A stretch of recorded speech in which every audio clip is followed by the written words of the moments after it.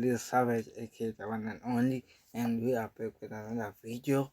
So in today's video, I am going to start the NS because I'm writing tomorrow. So let's get into it. With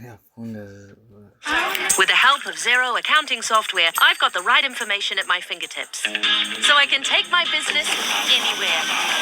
And I know where I'm heading next. Search Xero with an X.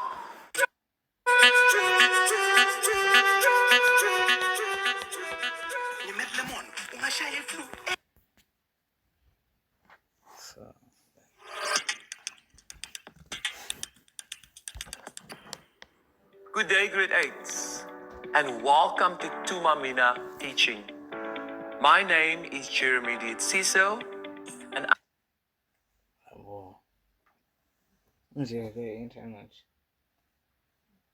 internet. So yoko ikudisoko lento izobonakala ujikeleza sub kule video yakho. I'm the presenter for the Term 2 lessons for natural sciences. We will be covering 6 very important lessons of natural sciences. For those of you that are signing in for the first time, remember to subscribe to the Tumamina Teaching platform. And for those of you that have already joined, welcome back. So, let's get onto this journey and start.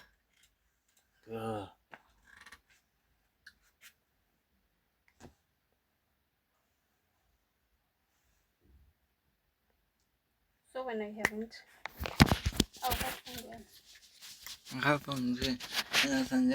For the physical sciences component of natural science. Before we can start with this series of lessons, I want to first introduce you to my friend, Mr. Neon. Mr. Neon will be joining us on this journey. Hi, Mr. Neon. Hi, Jeremy. Hi, grade 8. Hey. I trust that you are all going to love physical sciences, as it is the basis of how all living and non-living things interact with one another. In this lesson, you will not only stand in absolute amazement of periodic table, but you will also see how it puts chemistry and all of that together. Think of the periodic table like a giant puzzle or board game, where each square is a different element. There are over 100 of them, and each one has a special superpower. Oxygen helps you to breathe. Hydrogen is in water. Carbon is in pencils and living things. Helium makes the balloons float.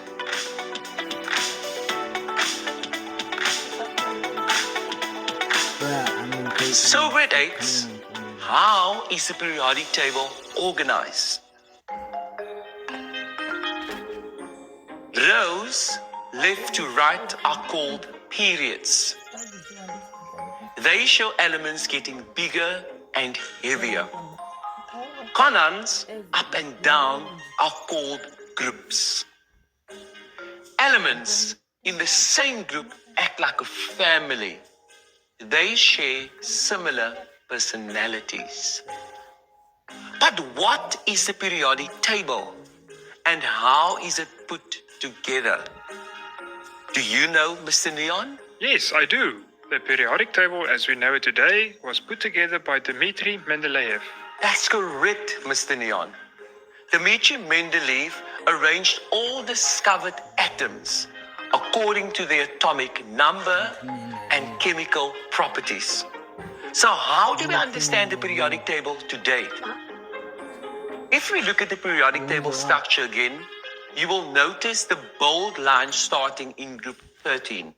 This is called the stepped line and divides the periodic table into metals, non-metals, and semi-metals. Everything on the left of the step line are metals, and everything on the right of the step line are non-metals. Elements next to the step line are semi-metals. So let's have a look at some of the properties of metals and non-metals. Metals have high melting and boiling points, as can be seen from some of these metals. Because of their high melting and boiling points, most metals are solids at room temperature, with the exception being mercury. They are ductile, meaning they can be deformed without losing toughness. What is also interesting is that they are malleable, meaning that they can be changed into different shapes.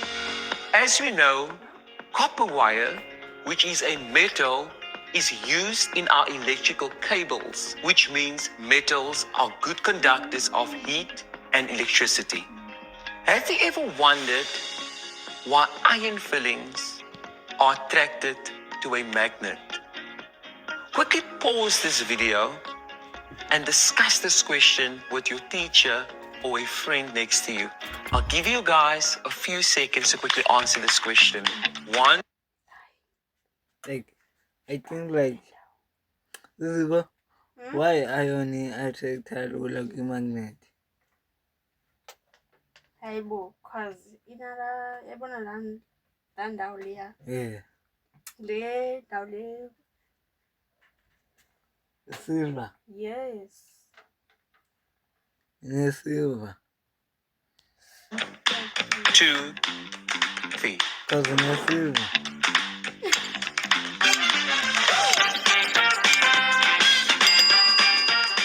Yes, fantastic.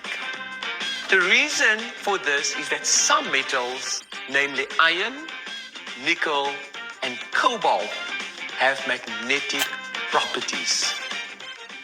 This means that they can experience an attraction or repulsion force when brought close to other magnetic objects. Most metals have luster, meaning they are shiny if polished.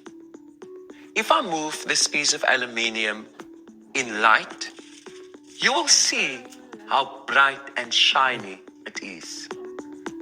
While metals are strong, shiny, and good conductors of electricity, non-metals have their own superpowers. The first characteristic of non-metals is the fact that they are brittle and breakable.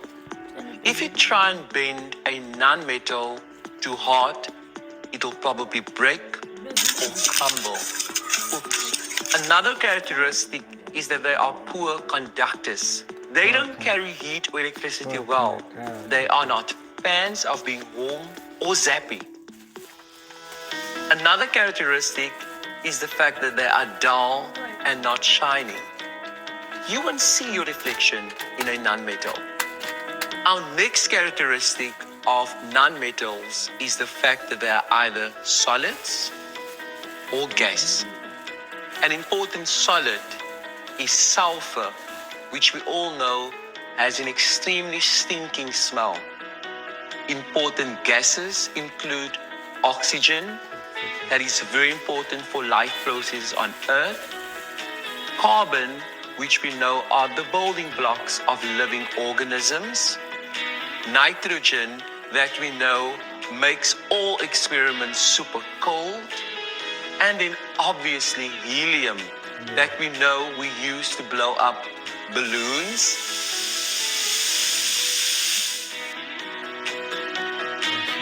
Well done, grade 8s. So what have we learned thus far?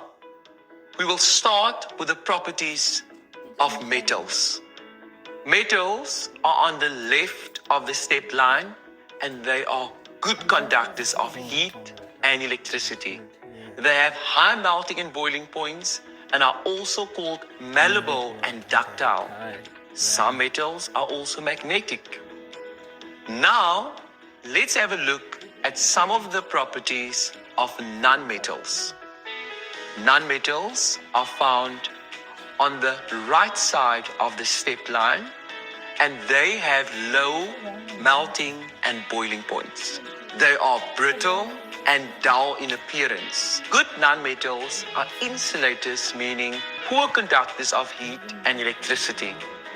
So grade 8s, a lot of you are probably wondering that what happened to semi-metals? Well, it's important to note that semi-metals are both metallic and non-metallic when we look at their properties. Okay, grade 8s. Let's get a bit more practical. Here's a question for you. Since iron is magnetic, malleable, and very good conductors of heat and electricity, would you classify iron as a metal, non-metal, or semi-metal?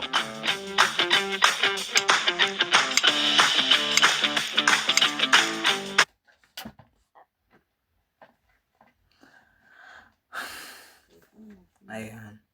Metal, iron. Metal. That's correct, grade 8. Iron is classified as a metal. Let's take some time for one last question. What property of copper makes it valuable in using to make pots? I'm going to give you guys time to answer it in 3, 2, 1. Why property? Copper. Copper and metal. Yeah, metal. I'm 100% sure that you guys got this question correct. Copper works brilliantly in conducting heat, and that is why it's used in pots. Well, grade 8s, and just like that, we've come to the end of our lesson based on the periodic table. I hope that you guys have learned as much as possible today about metals, semi-metals, and very importantly, non-metals. In our next lesson, we will be busy unpacking the atom, which are the building blocks of matter. But it's important that you all complete the quiz, and the link is currently right at... I didn't do anything, give me a guys. Ha! I didn't do anything, give me a Lendo. I didn't do anything, I'm sorry, guys. Whoa! I didn't do anything.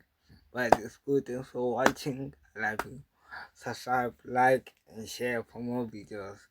Blue Savage, I love you guys.